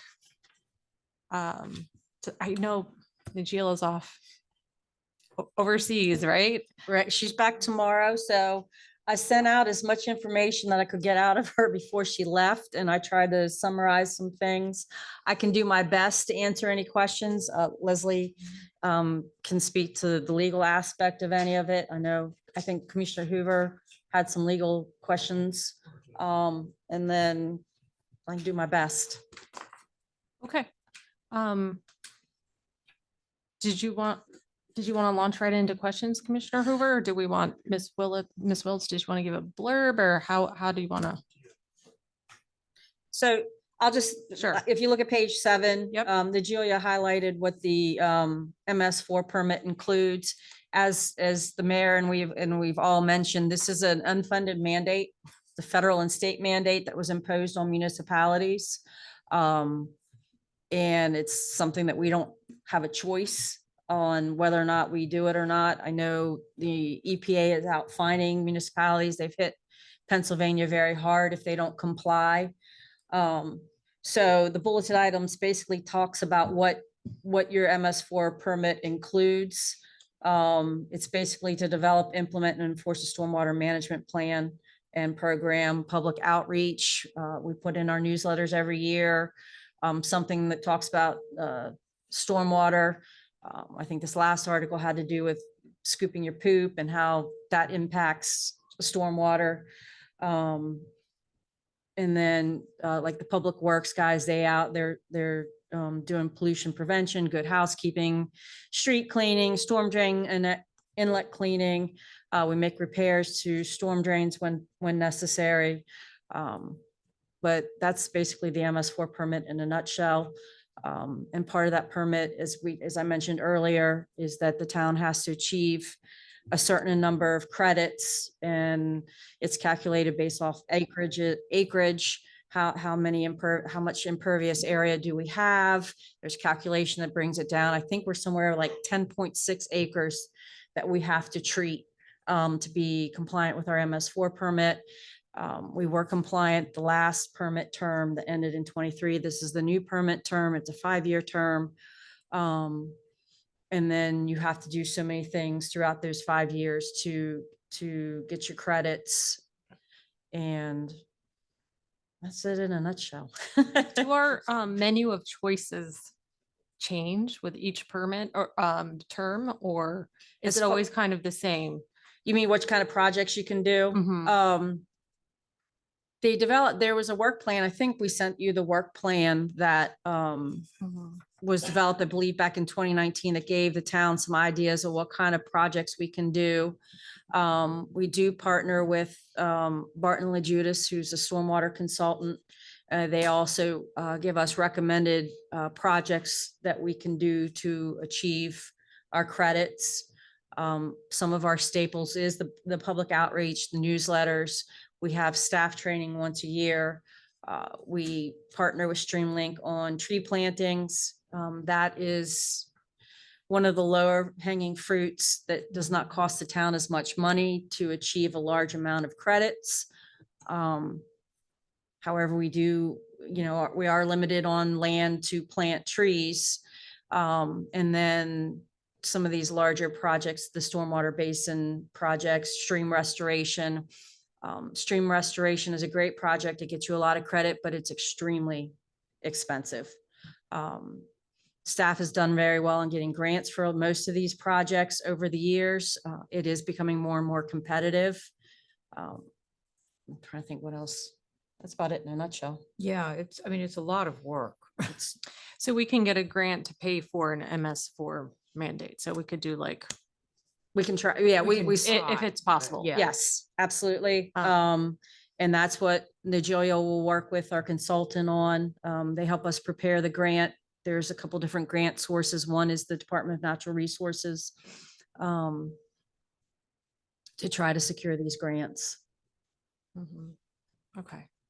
But as long as we plant them in the surrounding Emmitsburg area, or it has to be in the town limits? Is it the town limits? No, what we're doing is the town only has jurisdiction over the town. So it's whatever's in the town limits. I mean, so if you went and planted trees somewhere else, it's not going to count. Right, I didn't know that the Sisters was in the town limits or not. Well, They are. Not Well- across the street here. I meant out on the other side of the highway. right, That's we had to, We annexed remember we annexed that Mhm. two Right, years okay. ago because we ran out of places to plant trees, so we're making the town bigger to plant trees. Right. I was gonna ask that. What happens when we run out of room? Well, and that's why I did go to the county executive and asked them to take a look at what surrounding counties are doing, such as Carroll. I think you all heard me talk about that before, to where the county we would pay the county to manage our stormwater and as a whole. And that's what Carroll County does. So she promised me she would look into it. So I don't know. Okay. Okay, thank you for the introduction. Yeah. they have to- Questions at this point? Nothing on what she said. No, in general related to stormwater management? Would you like to ask one? Yes, Mom. Okay. So my thing is, let me go back to my questions here, is to try and get a better understanding of the whole. As I heard it say, taking over the storm management pond, particularly Silo Hill's been done, whatever we're doing with that. So from a legal perspective, that I'm trying to figure out, okay, well, how do we take over that? Because I mean, there's a deeded, each of those 17 houses have it within their deed of their being their common property as the HOA. So therefore it's their property and their responsibility and all that. So, and I don't know what the town did, if anything, legally to be able to go on there on private property and take over some or all or short-term, long-term, permanent or whatever maintenance. Sure. So the way these easements are written is that there is a maintenance agreement that accompanies the easement for the stormwater management systems, An easement with who? the town. So the town created an easement for this or? So the way it works is that there is an easement that gives the town the right to come onto the property and remediate any private stormwater management problems. So for example, if they Correct. don't mow or they don't do these other things. However, it is the property owners or the HOAs or the members of the HOA's responsibility to maintain it. So what this is basically is an insurance policy for the town. So if you go in and make those fixes, you assess the property owners, the cost of those fixes. Are we doing that? I don't know the answer to that, but you have the power to do it. What was the $20. question? I'm sorry, I was looking up So- something. So basically, are we back charging the properties that have responsibility of the? Now, if we're getting a grant and it ain't costing us nothing, it'd be hard to back charge them that money.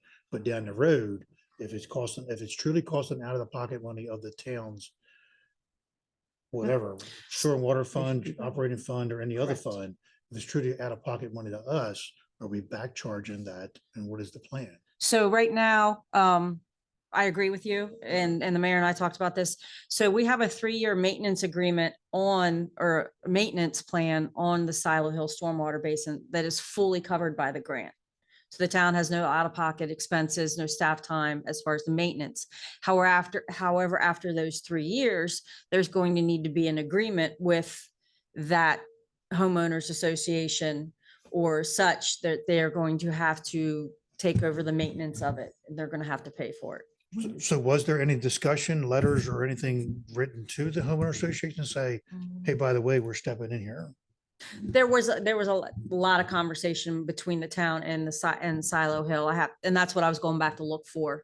That Because was probably, that project's been in the works now for, say, something like that. It's been a while. It's been a little 4 while. years. Mhm. So I'd have to go back and go back through the old planner's notes and files to see the exact communication with Silo Hill.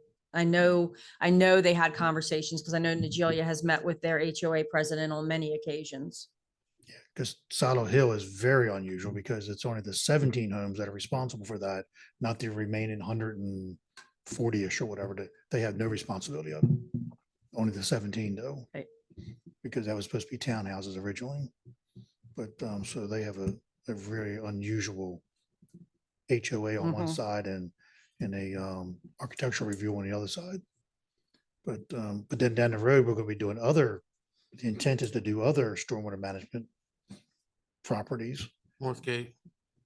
Yeah, and But- we've already begun discussions with North, I think the former town planner had initial discussions with their HOA president. And she actually reached out maybe 3 or 4 months ago to see where we were with the project. And that was, So after 3 years, when the grant is dried up, mhm. for lack of better words, and assuming we don't get another one to cover it, but assuming that 3 years we're done. So then it falls back to where it's at, or where it was at a year or 2 or 3 ago, with this particular one anyway, to where it's now the resident's responsibility. There's, and as long as there's no grant, I'm sorry, as long as there's no out-of-pocket expense from the town, then there's no back billing to the HOA members. And I guess that'd be the same for future ones, as long as we have some kind of signed agreement, document of some sort that the HOA is in agreement for us to come in and do it, that they don't, for whatever reasons they want to, Yep. they don't want us to not do it. So for all the ones that I've done, and keeping in mind that I haven't been around as long as everybody else, but, or at least some of you, we always have a clause in the maintenance agreement that requires that the property owner maintain the ponds located on its property. Correct. And then if it doesn't, for some reason, comply with its obligations, the town can fix it, but it is at the expense of the property owner. Correct. So, and that's why I say, because later one of my questions, I have something about, I don't know if the right word would be front foot assessment or something of that nature. If we was going to take long-term maintenance of it after the 3 years, then I'd say that there should be, property owner. there should be some sort of front foot assessment of some sort for that property then to be collected from the town via through the taxes and whatever, an additional fee.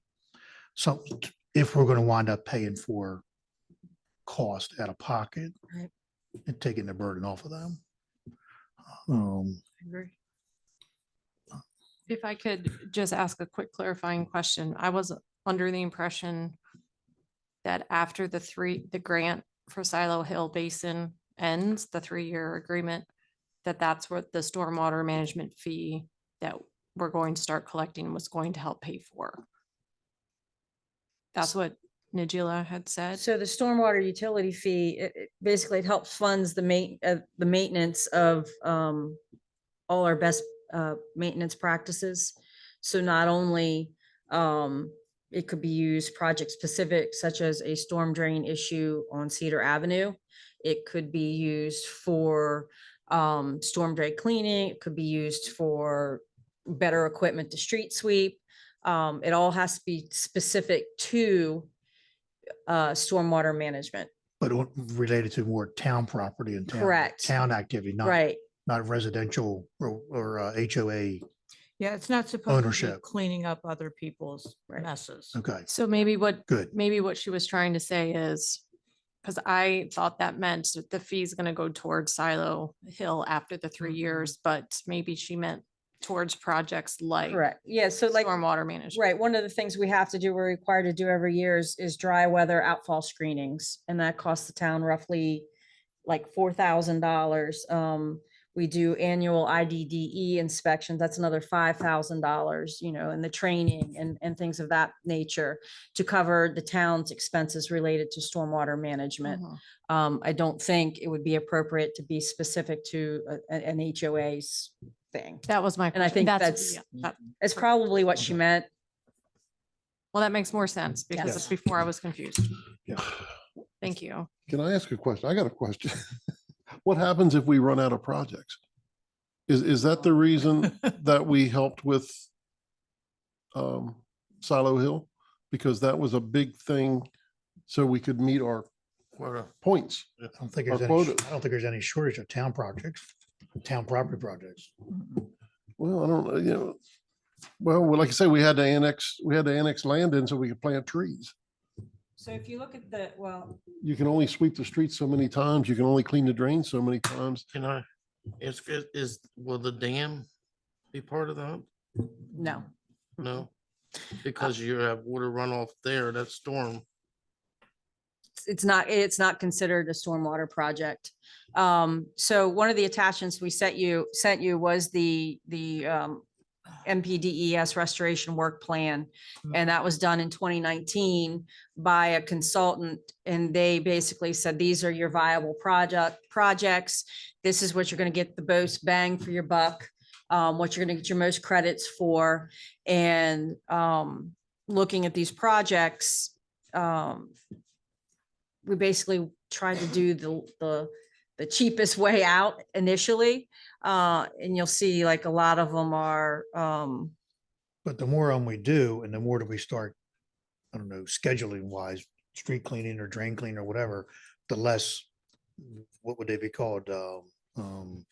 Deficiencies or violations or whatever that are found year to year, which Right. means year to year, we should be doing less and maybe hopefully get to the point of doing zero.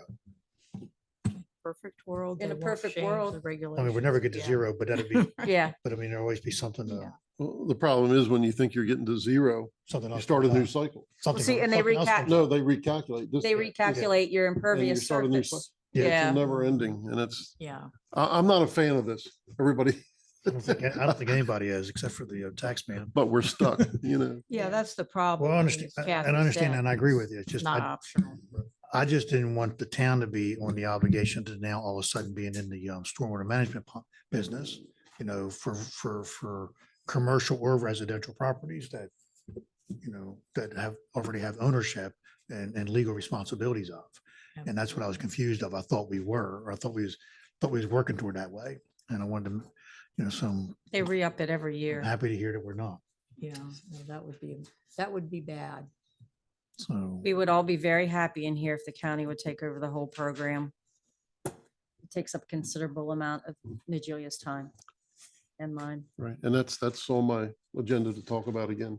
So, and with Thursday that, night. so then, with that being said, Mr. Mayor, so if the county takes it over, then I guess it makes it a county-wide project to where not necessarily something that has to be done in Emmitsburg to meet the requirements. It would be, the county needs to meet the requirements county-wide, not each municipality. So the a small municipality can partner with another municipality or government body to help meet its obligations. And so it would be sort of like you would negotiate your own treaty, if you will, with the county. That's not something that each municipality would have to do or participate in. But you'd Okay. have to convince the county, you know, why to do it, why they should do it, you know, what it's going to benefit from. But the I mean, volume of water is being treated, whatever, Yeah. whatever the right volume is. And when you say a government, then you mean, you know, a subdivision, whether it be a municipality or a county or Right. the state. Mhm. So using FEMA spot is not, I guess, it's not No, really. FEMA's like a little enclave. Yeah, it's not, I it's mean, not its own municipality or whatever, so Yeah. it's not, so you could do work on that land, but that'd be, Yeah, and I don't know how FEMA would react. And, you know, they're pretty, I think they're held to a federal standard, They so are. they're kind of beyond our, so on the. yeah, I think they're beyond your jurisdiction. correct. No, they make the standard. They're not held to it though. Well, that is the thing. It ain't the only standard they make, that they don't have. So I think a big clarification for me that just was clarified tonight was that it's not that we're taking over Silo Hill forever or Northgate Or any other. forever Or or any any other. of them forever. So that's huge That's because correct. that was mixed up in my head. Mhm. So that makes a lot more sense now that we have that clarified. And I said it again just to make sure it was clarified. Hmm. Having said that, nope, question went right out of my head. Sorry. It'll come back. In the meantime, does somebody else have a question about stormwater management? Oh, there it is. Sorry. So right now we we have everybody within town limits paying stormwater management fees? No? No, We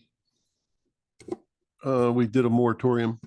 Yeah, well, last that, year. right. But when it kicks back up, Yes, and that includes even the nonprofits, everybody, churches, Businesses too. businesses, fire department, provincial house, everybody is, Okay, except for the town, of course, it'd be kind of.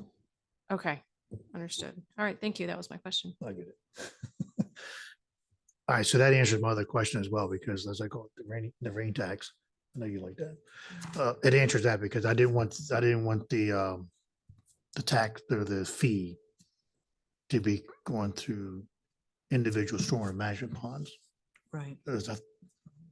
As the way the town planner explained it, that was kind of the understanding I got, and probably just not from asking the right question really, but so it gives me a little bit more of the warm and fuzzies maybe.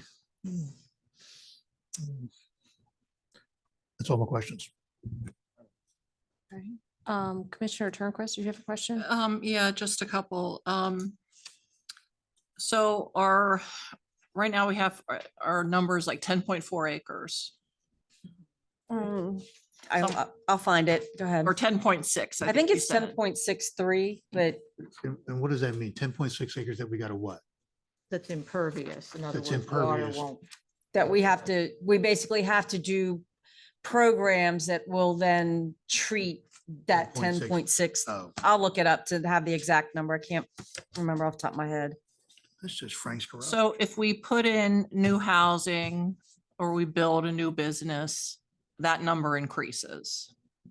That 10.6 would increase. It should. Yeah, if it's based on our impervious surface.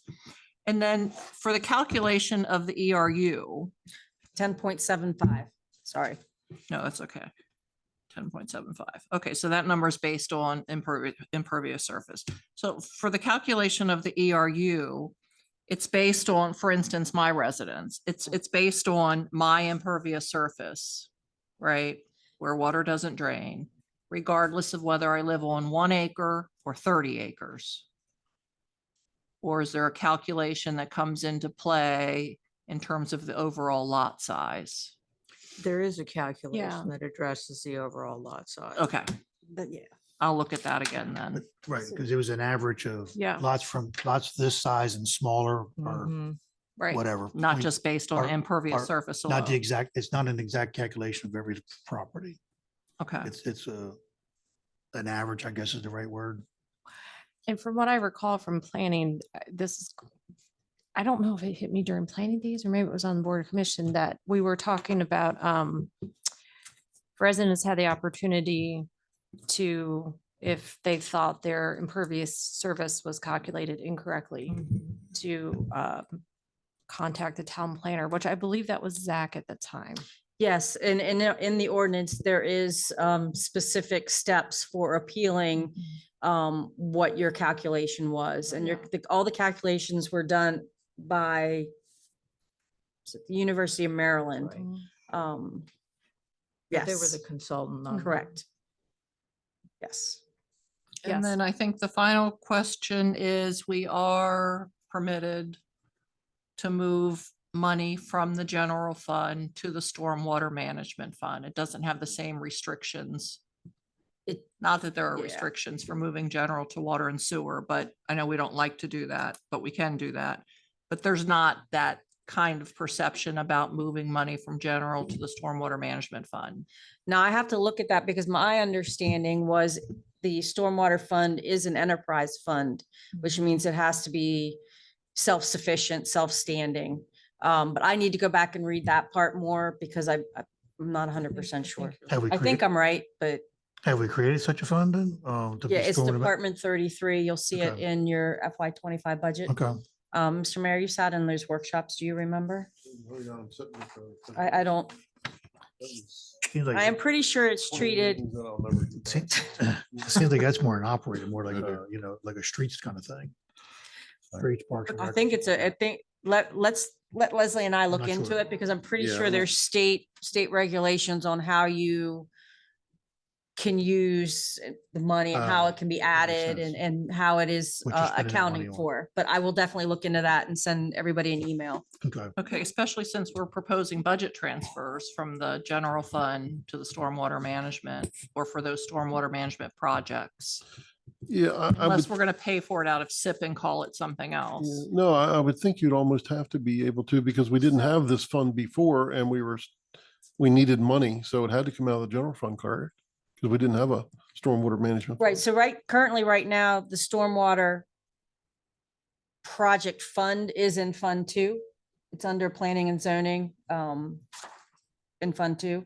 But but maybe as a project, not as Right, and that's what not as an enterprise, maybe. right. Let me, yeah, we'll look it up. I don't want to I say think something you're wrong. right. It only need to be because of state standards, if anything, but I think it's in the ordinance.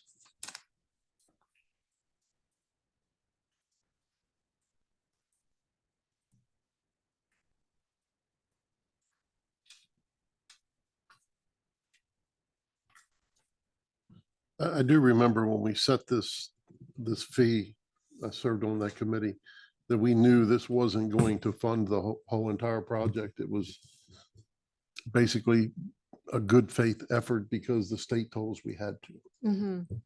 I also remember a conversation in the initial stages, please correct me if I'm wrong, that fee could have been much higher had we chosen, like it could have, the idea was to keep it, we want to contribute towards stormwater management without also putting an undue burden at the same time. I believe the quote was nibbling around the edges from a while back. Nibbling I don't the think they're edge. nibbling. I think we're beyond nibbling. This is true. And the problem again, and I'll repeat, my problem with this whole project is there's no way to measure its success. There's no way for me to tell poor Mrs. Smith again, pick on Mrs. Smith, that the water is any cleaner going out of Emmitsburg than it was when it came in. Right. That's no And- different than and nonsense they we're- do down We're there. making a difference, Yeah, so that's my problem with the whole program. no different than that nonsense you do down the medians down at Route 15 or wherever where they got done all that work to clean that water in the grass. Anyway. You're all done. Anything further for stormwater management discussion? I guess, would the county contribute to this fund for this property? I'm not sure. I would doubt it. If the town's exempt, then the county would. The county's probably the exempt. The government would, the also. county government would exempt, Yeah. would be my guess. Did everybody get a printout of Send them a bill and find out. the exact payment that everybody will be making, every household? Yes. Did everybody get that Yes. print? Okay, Yes, okay. I think, Right. it came out, we have a digital copy, I believe. Yes, that it's easy to search. So, no, for the stormwater management fees. Yeah, where you can see, look up a property and how much it would, be for your bill, I guess. All right, if there's nothing else for stormwater management, then we are setting the agenda for the next meeting. Which I think we already did. right? We already done that. The last meeting. I'm just reading my packet like a good teacher. Do we want to set the agenda? I mean, has anything changed since the last time we set the agenda, Ms. Willetts? No, I do have possibly one agenda item that I would know to add next week. It's related to a grant that Ms. Shaw's applying for the North Sea Avenue. Speaker, Oh, yeah. All right, thank you. it's your staff. It's okay. It's okay. Your Oh, she boss. was. Your boss is on that. Anyway, so it's related to Ms. Shaw's applying for a grant for the DePaul Street water line. It's a grant based on low income housing or a income survey, very similar to the one we got for DePaul Street. As part of this grant, we're required to hold a public hearing. She will let me know this week if it's necessary. So is this a second grant for, wait a For minute. North Seaton, Oh, North Seaton, I'm Mhm. sorry. North Seaton Avenue. North Seaton, like In the either- one. we Like the had one for DePaul Street. Gotcha, now I'm. Sorry. I'm with In you. either case, what action would need to be taken by the board? according to her, that it just has to be a public hearing. Everybody has to be given the opportunity to say, yes, go with this grant. Based off the low income surveys. It's a requirement of the grant. Right. So will that be added No waste for of government May? time. It would be 6th? added for May 6th. Okay, But I don't know. Everything else stays the same. okay. I'll send this to you. North Eaton Street. Waterline. Right. Okay. Any other additional items for the agenda? No? Okay, we don't have to vote on that again, do we? All It's a right, workshop, so yeah. so at this time, there's nothing to sign, no resolutions. Is there a motion to adjourn the meeting? So moved. Second. All right, all in favor, please say aye. Aye. Aye. Meeting is adjourned at 8:58 PM.